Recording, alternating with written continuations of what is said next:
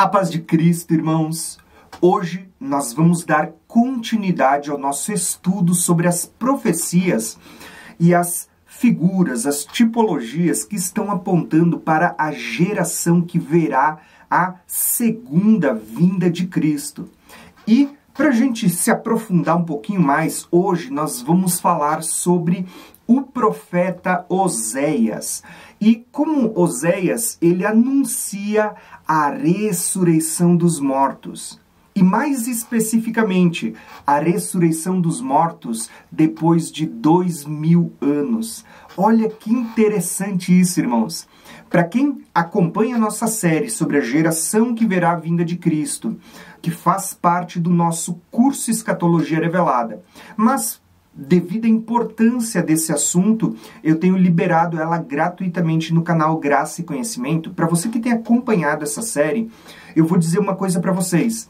Essa profecia é uma profecia muito importante. Para ficar mais claro esse tema, eu vou dividir esta aula em 3 tópicos muito breves.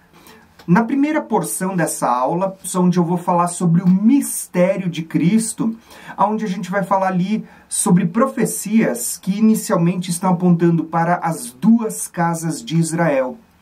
E aqui tem um mistério muito profundo. Porém, eu vou tratar de forma resumida. Depois, nós vamos ampliar esse assunto e eu vou falar para vocês sobre a ressurreição dos mortos. E por fim, eu vou mostrar para vocês, então, num terceiro nível dessa aula, como essa ressurreição estava profetizada por meio de Oséias para depois de 2 dias, ou para depois de 2000 anos. Gente, isso é tremendo demais. Então, fica comigo até o final dessa aula, porque eu tenho certeza que vai trazer muitos acréscimos ao entendimento que você já tem das profecias. Então, hoje vamos falar sobre a ressurreição dos mortos depois de 2000 anos, anunciada pelo profeta Oséias. Para começarmos a introduzir esse assunto, eu quero abordar o primeiro tópico dessa aula, que ele é chamado no Novo Testamento de o mistério de Cristo. É desta forma como Paulo anuncia esta revelação, chamando de um mistério de Cristo. Que no Velho Testamento esse mistério estava oculto e estava figurado, estava tipificado através das 2 casas de Israel, dos 2 reinos, da divisão das 2 casas de Israel. Então, para você entender o que a gente vai falar hoje sobre ressurreição dos mortos, sobre 2000 anos, primeiro eu tenho que contextualizar vocês no livro do profeta Oséias. Então, olha que interessante. O livro do profeta Oséias, ele estava falando sobre a casa de Judá e a casa de Efraim, que, para quem conhece, estava falando do reino do norte e do reino do sul, das 10 tribos, mas também das outras 2 tribos, onde ficou Judá e Benjamim. Para você entender esse mistério das 2 casas de Israel e o contexto do livro do profeta Oséias, você precisa compreender todas as profecias que vêm desde a lei, os salmos, os profetas. Você vai precisar conhecer desde Gênesis até o Novo Testamento. Então, é um assunto bem complexo que eu vou resumir em poucas palavras para vocês. A começar por Adão. Você vê que a bênção da primogenitura ela vai passar para Sete, de Sete ela vai passar pela descendência de Sete até chegar em Noé, de Noé ela vai para Sem, né? E você vê a bênção da primogenitura sendo passado para o descendente, um dos descendentes, sempre. Hoje eu não vou entrar em detalhes, mas se você entrar no meu canal Graça e Conhecimento, lá você vai encontrar uma playlist chamada O Mistério de Cristo. Assiste ela, que ela vai acrescentar para você muita revelação. Ela vai abrir o entendimento de muitos assuntos ligados à soteriologia, à doutrina da salvação, o plano da salvação, de como Deus iria salvar judeus e gentios, e também a escatologia, porque esse assunto ele vai culminar lá no livro do Apocalipse, naquele número, 144.000. Então entra ali na playlist do Mistério de Cristo e você vai aprender muita coisa. Porém, eu vou resumir para vocês a partir de Abraão para frente e você vai entender esse mistério. Lá no passado, Deus chama um personagem que era Abraão, que vem da descendência de Adão, passando por Sete, passando por Noé, passando por Sem, da onde vem os semitas, da onde também vem Abraão. Quando chega em Abraão, Deus ele vai pegar as mesmas promessas que ele vinha fazendo a todos os personagens que vieram antes de Abraão, como multiplicar e frutificar, que Deus já vinha fazendo desde Adão, Sete, Noé, Sem. E Deus vai fazer essas mesmas promessas, mas porém ampliando a revelação dessas promessas a Abraão. Então nós temos ali uma bênção profética que era acompanhada da bênção da primogenitura que vinha passando de geração em geração desde que Deus abençoou o primeiro homem até que vai chegar em Cristo. Então, olha a linha do tempo, vai criando uma linha do tempo na sua mente de tudo que eu vou falar para vocês. Então, nesse contexto, Deus levanta Abraão. E para Abraão, Deus vai fazer promessas em Gênesis 12, Gênesis capítulo 18, capítulo 22, dizendo que em Abraão seriam benditas todas as nações da terra. Então Deus estava dizendo a Abraão que, em primeiro lugar, Abraão se tornaria uma grande nação. Mas por meio de Abraão, ele diz que todas as nações da terra seriam abençoadas. Agora, é interessante que em Abraão é dito assim que eles seriam abençoados por meio da descendência, do descendente de Abraão. Inicialmente, a gente sempre traz em mente que o descendente de Abraão era Isaque, aquele que era o filho da promessa sobre quem repousa as promessas de Abraão. Mas, profeticamente, você vai entender que Abraão era uma figura de Deus, Isaque uma figura de Cristo. Quando Deus estava falando que no descendente de Abraão, que era Isaque, seriam benditas todas as nações da terra, nós temos uma figura aqui de Deus e de Jesus, o Cristo, que por meio de Cristo, que é o segundo Adão, seriam benditas todas as nações da terra. Então, olha que interessante, você vai ver essa bênção profética sendo anunciada profeticamente através de vários personagens, através de vários profetas, mas que estão apontando e que vão se cumprir plenamente através de Cristo. Então, começa por Abraão. Deus fazendo promessas, dizendo que através de Abraão seriam benditas todas as nações da terra. Isso aponta para os judeus, né, para a nação de Israel, para o povo judeu, mas também aponta para os gentios. E você vai entender isso quando a gente chegar aqui no último personagem, que é Cristo. Então, olha que interessante. Abraão, ele vai ter um filho chamado Isaque, do qual a gente também vai falar porque tem revelações. Abraão é uma figura de Deus que oferece Isaque como um sacrifício. Não é a mesma coisa que Deus faz quando oferece Jesus para tirar o pecado do mundo, como o cordeiro que tira o pecado do mundo? Agora, olha que interessante. Depois de Abraão, Isaque vai ser citado quando ele já tem uma idade de 40 anos, quando ele vai se casar com a sua esposa Rebeca, que está sendo trazida por Eliezer. Olha que figura tremenda aqui entre Abraão, Isaque e Rebeca, porque Abraão é uma figura de Deus que está oferecendo seu filho Isaque, quando ainda jovem, como um sacrifício. Uma figura de Deus oferecendo Jesus lá na cruz.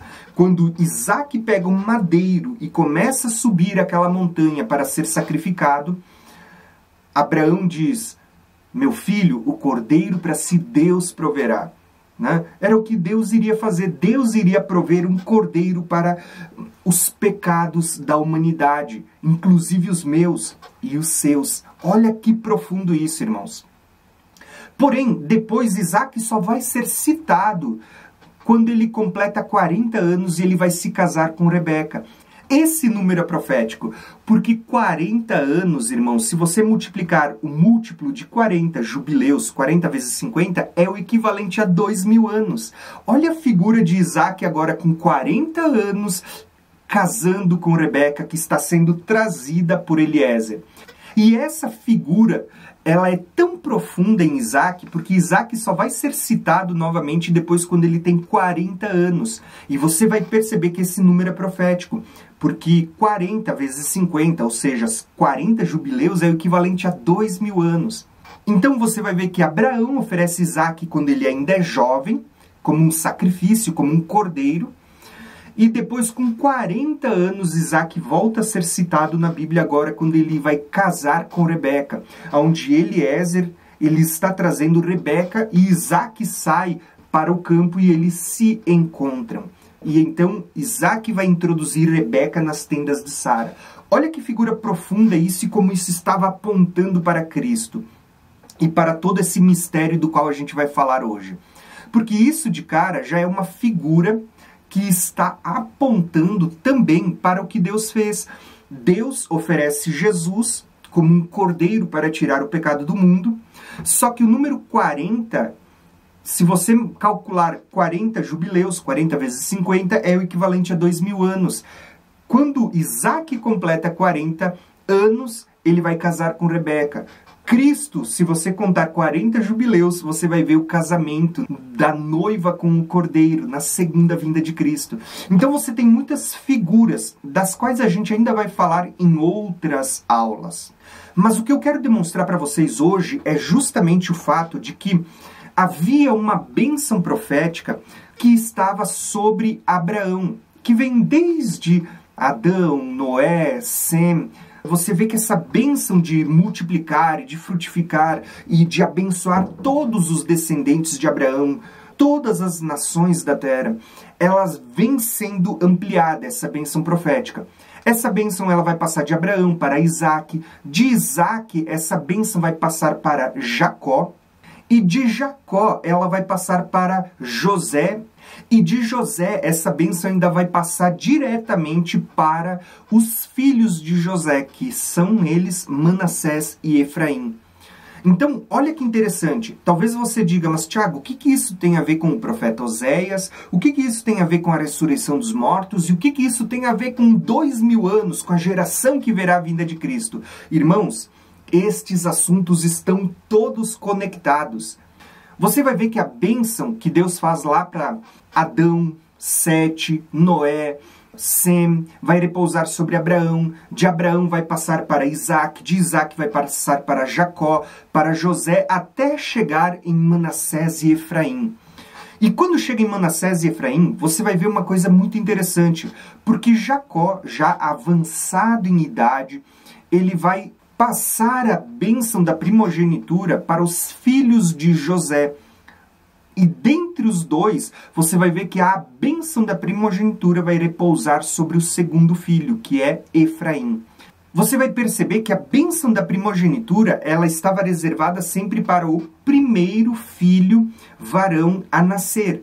Porém, você vai perceber que essa bênção destinada ao primeiro filho, profeticamente, ela sempre caiu sobre o segundo filho. Olha que interessante isso, irmãos. A bênção da primogenitura. Vamos começar por Abraão. Abraão teve 2 filhos. Ele teve Ismael, um filho gerado segundo a carne, e teve Isaque, o filho segundo a promessa que Deus havia lhe prometido. Ismael foi o primogênito, foi o primeiro. Porém, você vai ver que Deus só considera como único filho a Isaque, e a bênção da primogenitura vai cair sobre Isaque. Olha que interessante. Aí, Isaque, por sua vez, ele também tem 2 filhos, que são eles Esaú e Jacó. Esaú nasceu primeiro, mesmo que eles fossem gêmeos, e Jacó foi o segundo filho. Mas você vai perceber que, embora Esaú fosse o primogênito, a bênção vai recair sobre Jacó, né? Jacó, ele adquire o direito da primogenitura. Jacó, ele tem 12 filhos. E desses 12 filhos, você vai ver que a bênção da primogenitura não vai cair sobre os primeiros filhos, mas vai repousar sobre a casa de José, um dos últimos filhos a nascer. E de José, o próprio Jacó vai passar a bênção para os filhos de José. José teve 2 filhos. Ele teve Manassés e Efraim. Mas você vai ver que Jacó, na hora que ele abençoou os filhos, a tradição dizia que a mão da bênção era a mão direita. Provavelmente para você que está me vendo de frente vai estar ao contrário. Mas esta é a minha mão direita, tá? Você vai perceber que a mão direita era a mão da bênção. E Jacó, quando ele recebe Manassés e Efraim, José coloca eles de frente e coloca Manassés na mão direita e Efraim na mão esquerda. Ou seja, a bênção da primogenitura iria para o mais velho, que era Manassés. Mas Jacó, profeticamente, entendendo os desígnios de Deus, ele inverte as mãos e veja que isso já por si só é uma cruz, ó, é o sinal da cruz profeticamente, né? Ele inverte as suas mãos e ele coloca a mão direita sobre o filho mais novo. E ele passa a bênção da primogenitura. Então Jacó, ele abençoa profeticamente a Efraim, colocando na frente de Manassés. Então você vê que a bênção da primogenitura, ela cai sobre Efraim. E olha que interessante, Efraim significava frutífero, né, ou frutificar. Só que o interessante é que quando a gente fala de Efraim, quando ele abençoa a Efraim, colocando a mão da bênção, a mão da primogenitura sobre a cabeça de Efraim, ele diz, Manassés será uma grande nação, mas Efraim será uma multidão de nações. Ele será a plenitude das nações, ele será muitas nações, né? Ou seja, a bênção de Abraão, onde em Abraão seriam benditas todas as nações da terra, agora vai estar sobre Efraim, a plenitude das nações. Por isso que Jacó abençoa Efraim, dizendo, multiplique-se como peixes sobre a terra.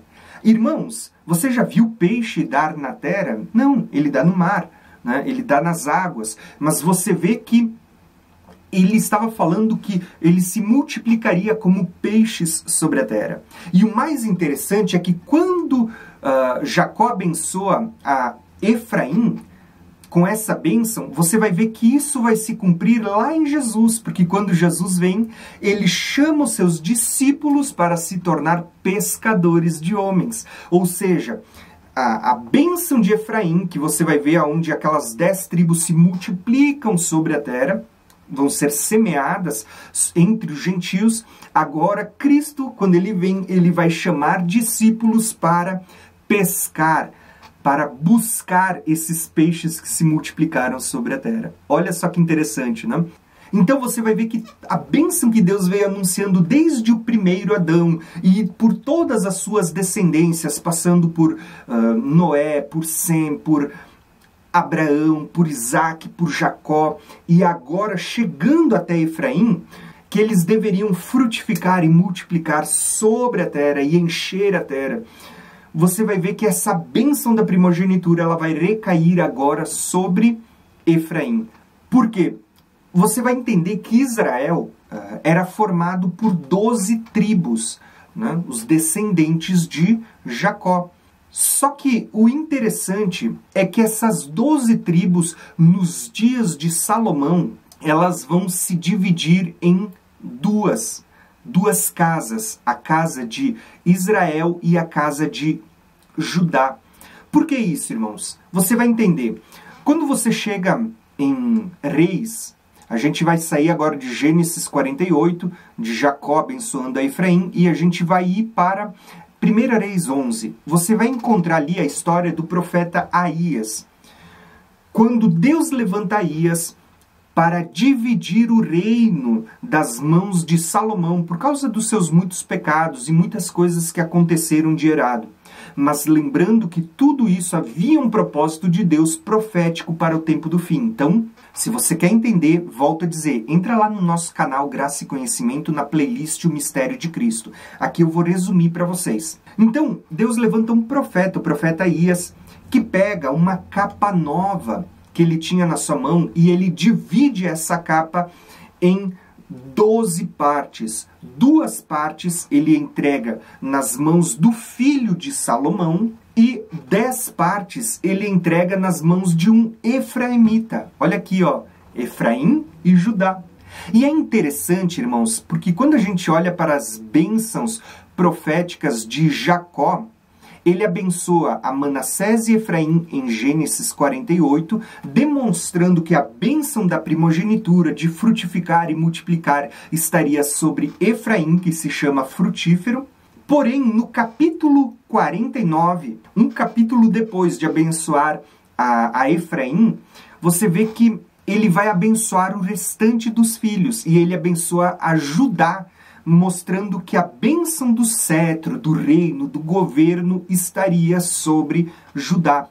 Então, as bênçãos de Jacó em Gênesis 48 e 49, elas são muito proféticas, porque em Gênesis 48 você vê a bênção de frutificar e de multiplicar, de se tornar a plenitude das nações, ela estava sobre Efraim. Mas a bênção da onde viria o Messias, aquele que governaria com cetro de ferro, o leão da tribo de Judá, estava justamente sobre Judá, em Gênesis 49. Então você vê aqui Deus mostrando uma bênção sobre Judá e sobre Efraim. Sobre Judá, o cetro, o domínio, o governo. Sobre Efraim, a plenitude das nações. Olha que interessante isso, irmãos. Quando você entende isso, agora você pode pular de Gênesis 48 até o livro de 1 Reis 11, aonde você vai ver que depois de o reino estar unido nas mãos de Davi, ter sido passado a Salomão, Salomão vai cometer muitos equívocos, muitos erros, ele vai quebrar muitos preceitos, muitas leis, muitos mandamentos de Deus. E por isso Deus ele vai repartir a casa de Israel, o reino de Israel, em 2 casas. E por isso que esse mistério, muitas vezes, ele também é chamado de as 2 casas de Israel. Por quê? Porque nos dias de Salomão, você vai ver que Deus vai levantar um profeta chamado Aías. E esse profeta Aías, ele vai ter uma capa na sua mão, uma capa nova, aonde Deus vai dizer para ele, pega essa capa nova, rasga em 12 pedaços, e você vai pegar 2 pedaços e vai entregar ao filho de Salomão, a Roboão, porque ele vai ficar com 2 tribos. E você vai pegar as outras 10 partes e você vai entregar na mão de um efraimita chamado Jeroboão, porque ele vai governar sobre as outras 10 tribos. E dessa forma, Israel, que era unida nos dias de Davi, nos dias de Salomão, ela vai ser dividida após a morte de Salomão em 2 casas de Israel. O reino do norte, com as suas 10 tribos, vai ficar sendo conhecida como a casa de Israel ou a casa de Efraim, porque Jacó disse para Manassés e Efraim, sobre ti será chamado meu nome, ou seja, quem recebeu o direito, a legalidade de levar o nome de Israel foi justamente Efraim. Então, quando um efraimita agora vai dominar sobre as 10 tribos, as 10 tribos do norte vão ser chamadas de a casa de Israel, ou a casa de Efraim, ou a casa de José. Você vai encontrar esses termos no decorrer de todos os profetas. Porém, o reino do sul, que ficou 2 tribos, que era Judá e Benjamim, esse reino do sul vai ser chamado de a casa de Judá. Quando a gente estuda essas profecias, a gente olha e diz, poxa, né, como entender essas coisas? Mas aí você começa a estudar os profetas, onde Deus vai ampliando as revelações. E quando a gente chega agora no profeta Jeremias, Deus levanta o profeta Jeremias para profetizar a nova aliança. E Jeremias diz que Deus faria a nova aliança com a casa de Israel e com a casa de Judá. Irmãos, eu vou perguntar uma coisa para vocês. Para você que aceitou a Cristo, você que está no Novo Testamento, na nova aliança, você nasceu dentre as 10 tribos da casa de Israel ou entre as duas tribos da casa de Judá? Provavelmente não, né? Alguns eu creio que sim. Algumas pessoas são descendentes de judeus ou provavelmente fazem parte destas tribos, né? Tem na sua corrente sanguínea. Mas aqui a gente não está falando de carne e sangue. Nós estamos falando da bênção profética, onde Deus estava usando isto como uma figura para mostrar o que Deus iria fazer no tempo do fim. Então preste atenção. Quando a gente chega no Novo Testamento, a nova aliança, ela inclui judeus e gentios. E Paulo vai falar desse mistério. Mas quando você olhava para o Velho Testamento, para a primeira aliança, onde os profetas estavam anunciando o que se cumpriria, eles falavam que a primeira aliança era para a casa de Israel, a casa de Efraim ao norte, e para a casa de Judá ao sul, né? Era para as 10 tribos ou para as 2 tribos. E Deus faria uma nova aliança com eles. Mas quando vem Cristo, você vê que nós estamos inclusos nesta nova aliança. Como isso pode acontecer se a nova aliança era para a casa de Efraim e para a casa de Judá, para a casa de Israel e para a casa de Judá, para essas 2 casas? Você vê que Jeremias anuncia agora a nova aliança com a casa de Israel e com a casa de Judá, dizendo que a casa de Israel se tornaria uma só. Então vem outro profeta que se levanta agora, que é Ezequiel. E no capítulo 37, olha só a coincidência, porque o capítulo 37 de Ezequiel também é um capítulo que fala da ressurreição dos mortos, né, que é o assunto que a gente já vai entrar agora no próximo tópico dessa aula. Em Ezequiel 37, depois de falar do Vale dos Ossos Secos e da ressurreição dos mortos, inclusive tem uma aula muito legal lá no meu canal sobre Ezequiel 37 e o Vale dos Ossos Secos. Vou tentar deixar aqui para vocês também, para vocês poderem assistir essa aula. Assiste porque ela tem muita revelação pro tempo do fim. Em Ezequiel 37, Deus vai anunciar agora, usando a figura de 2 varas. E ele vai dizer assim, filho do homem. Olha uma figura que aponta para Cristo, filho do homem. Pega essas 2 varas na tua mão. Uma vara pela casa de Judá e outra pela casa de José. Ou seja, ele está falando de Efraim, né, que era filho de José. E ele diz, une essas 2 varas na tua mão, porque essas 2 varas se tornarão uma só na tua mão. Se você pegar 2 varas, né, primeiro que você tem também aqui uma cruz, né, 2 varas, ele estava profeticamente mostrando aonde se daria a união dessas 2 varas na mão do Filho do Homem, mas você tem aqui também uma bênção profética mostrando que a casa de Judá e a casa de José, ou a casa de Efraim, ou a casa de Israel, elas se tornariam uma só na mão do Filho do Homem, que era Ezequiel.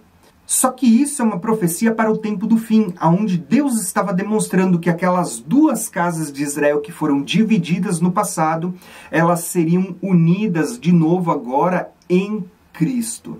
Então, quando a gente olha para Ezequiel, essas 2 varas na mão do Filho do Homem é uma figura que apontava para o que Cristo ia fazer na cruz, unindo tanto a casa de Judá e a casa de Israel, a casa de Efraim, a casa de José, tornando um só Israel, o Israel de Deus.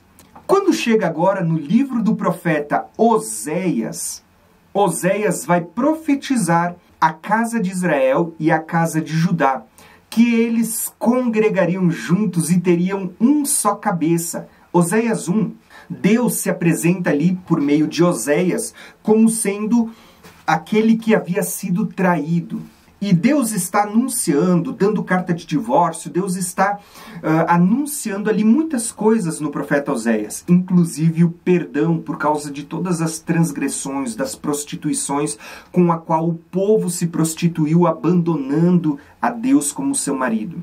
Só que você vai perceber na carta de Oséias também que é anunciado que Deus não teria mais compaixão da casa de Efraim, né? E que eles seriam lançados às nações e que eles deixariam de existir. E isso aconteceu no cativeiro da Síria, quando Efraim é lançado no cativeiro da Síria e Efraim nunca mais voltou.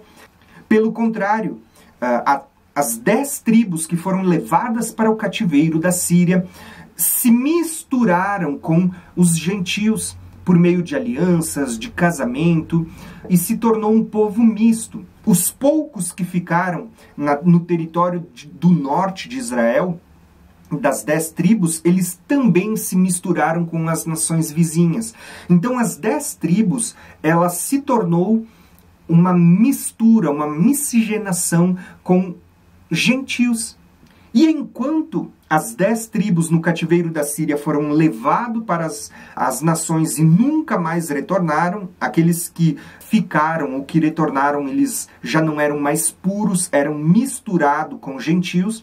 O reino de Judá, que vai ser levado para o cativeiro da Babilônia, ele vai permanecer, e quando eles voltam do cativeiro da Babilônia, você vai ver até por meio de Neemias, de Esdras, que muitos daqueles que haviam contraído o casamento, eles vão se separar porque eles querem manter uma genealogia pura.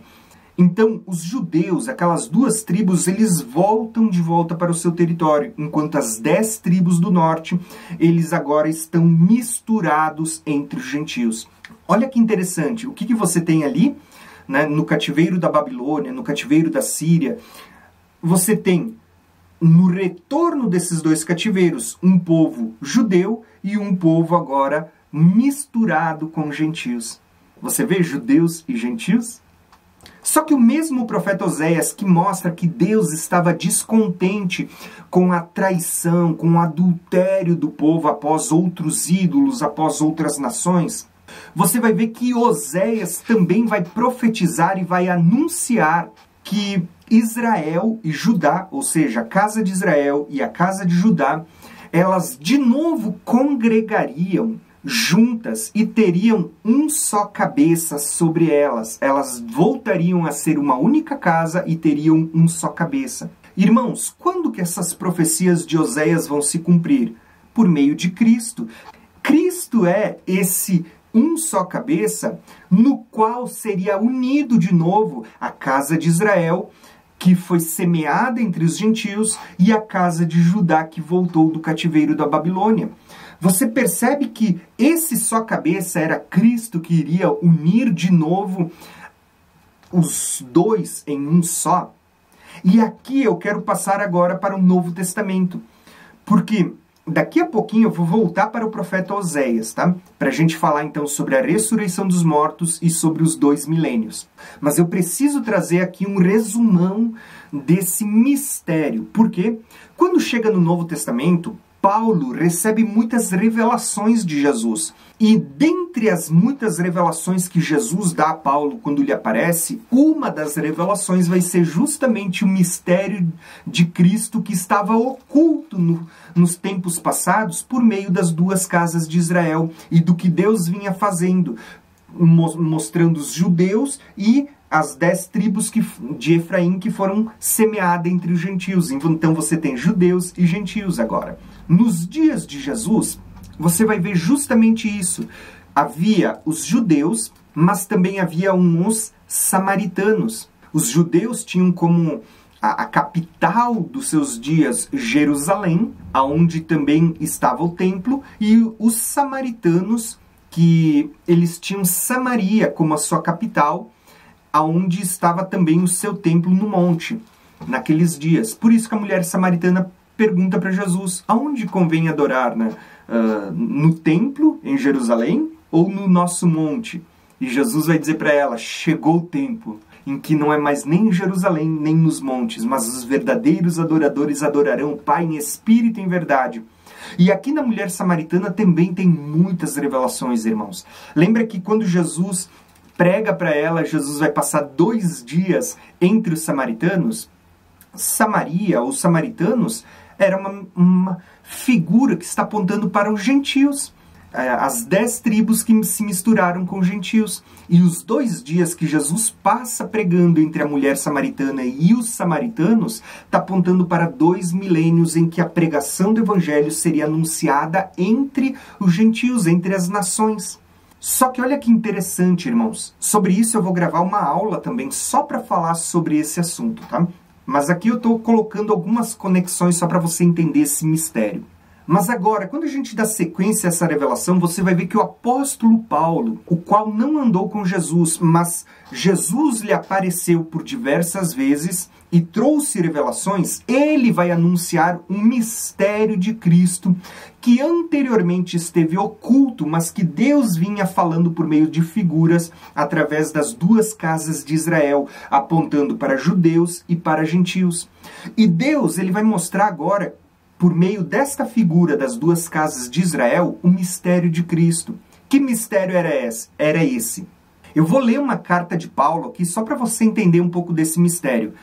Eu podia ler Gálatas, Romanos, eu podia ler vários textos, mas eu vou optar por ler Efésios. Então, essa é a primeira parte da aula. Se você entender essa primeira parte aqui, que é um pouquinho mais profunda, mais complexa, depois a gente volta para o livro do profeta Oséias e você vai entender agora como isso vai se cumprir no tempo do fim, apontando para a ressurreição dos mortos e apontando para os 2000 anos. Olha só que interessante, então. Quando a gente chega em Efésios, olha o que é dito em Efésios. Portanto, lembrai-vos de que noutro tempo eres gentios na carne. Então, Paulo está escrevendo para a igreja que estava em Éfeso, coincidentemente é uma das igrejas que está lá no livro do Apocalipse, para a igreja que está em Éfeso, dizendo que eles eram gentios. Antes eles eram, mas agora já não são mais. E ele vai dizer, vocês eram chamados de incircuncisos pelos que na carne são circuncisos. Ou seja, vocês eram chamados incircuncisos aos olhos dos judeus que na carne são circuncisos. Naquele tempo estáveis sem Cristo, separados da comunidade de Israel e estranhos à aliança da promessa, não tendo esperança e sem Deus no mundo. Deus está dizendo que os gentios, antes de Cristo, eles estavam sem Cristo, separados da comunidade de Israel, do Israel de Deus. Os gentios não eram Israel, eles estavam longe. Agora, pelo sangue de Cristo, você vai ver que aqueles que estavam longe vão ser trazidos para perto. E estavam sem Cristo, agora estão com Cristo. Estavam separados da comunidade de Israel, agora fazem parte do Israel espiritual, do Israel de Deus. Os gentios são israelitas em Deus. Prestem atenção, irmãos. Aquele que crê em Cristo, eu não estou falando de todas as nações e de todos os gentios, mas o gentio que creu em Cristo, em Yeshua, Hamashia, né, o Messias, o gentio que crê em Cristo se tornou agora participante das bênçãos de Abraão. É o que está lá em Gálatas 3. Se sois de Cristo, sois descendentes de Abraão e herdeiros da promessa. Não foi isso que a gente falou aqui no início? Que Deus prometeu a Abraão que em Abraão seriam benditas todas as nações da terra através do descendente de Abraão? O descendente de Abraão está aqui, é Cristo. Gálatas 3 vai falar isso para nós. Que através de Cristo, é dito lá em Gálatas, que se sois de Cristo, sois descendentes de Abraão e herdeiros das promessas. As promessas de herdar a terra. Irmãos, quem vai herdar não é um povo segundo a carne. Gálatas explica isso. Que não são os filhos da carne que vão herdar, porque eles são escravos, mas são os filhos da promessa, assim como Isaac, que vão herdar as promessas de Abraão. E é por meio disso que a gente vai ver que estão sendo benditas todas as nações da terra. Até os gentios estão inclusos nas bênçãos de Abraão por meio de Cristo, o Messias. Então, esse mistério ele é muito profundo. Tudo que eu estou falando aqui, eu estou resumindo para vocês algo que a gente vai ter lá no curso Escatologia Revelada, um módulo agora no próximo ano, só para falar desse mistério, e que você vai ver que começa em Gênesis e termina lá no livro do Apocalipse, esse mistério, tá? Apontando tanto para os 144 mil, como para Nova Jerusalém, para muitas coisas que estão no livro do Apocalipse. Agora, olha que interessante. O que Paulo escreve acerca das duas casas de Israel, de judeus e gentios? Paulo vai escrever assim, que naquele tempo estáveis longe, mas separados da comunidade de Israel, estranhos à aliança e à promessa, sem esperança e sem Deus no mundo, mas agora em Cristo, vós que antes estavais longe, pelo sangue de Cristo chegastes perto. Lembra que Daniel, quando ele faz a oração antes de receber a revelação das 70 semanas, ele ora pelos de perto e pelos de longe?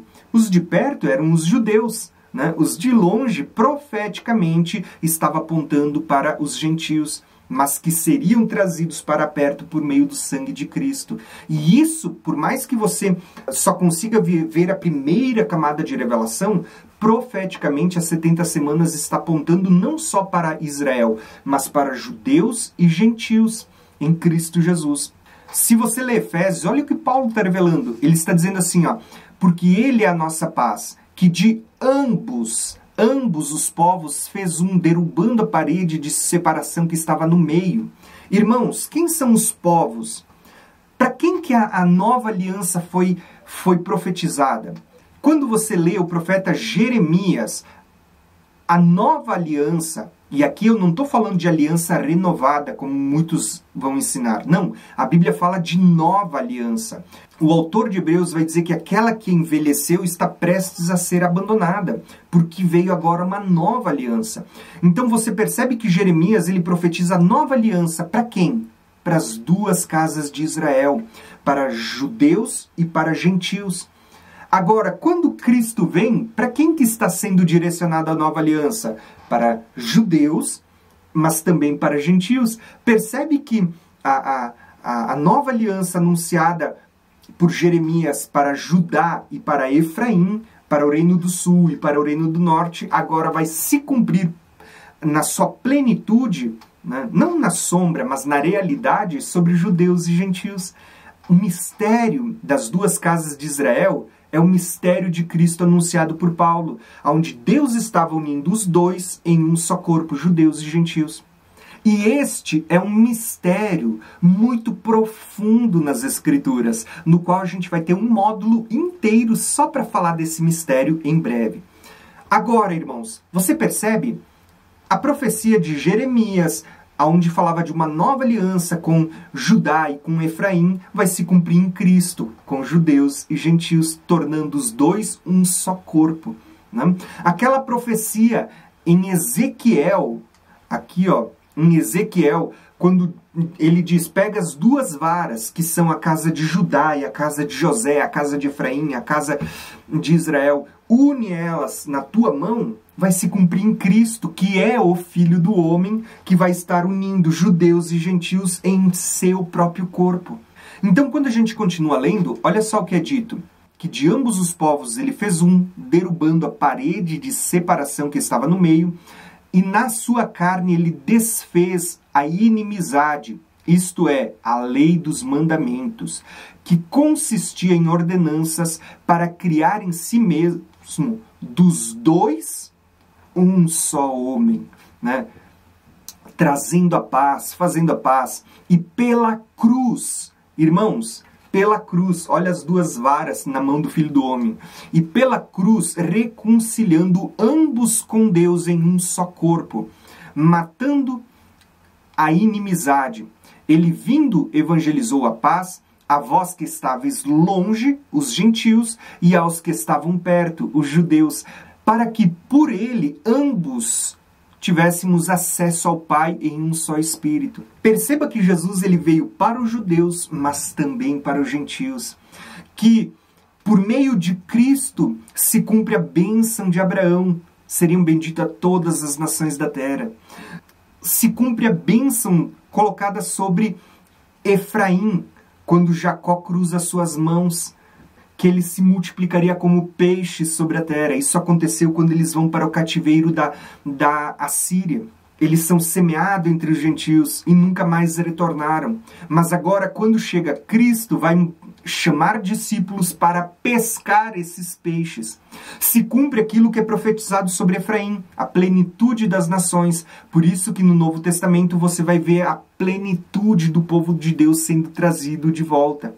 Aquela divisão que houve nos dias do profeta Aías, nos dias de Salomão, nos dias de Roboão e Jeroboão, aquela divisão, você vai ver que agora vai ser unida de volta, mas não só trazendo os filhos da carne, mas os filhos da promessa.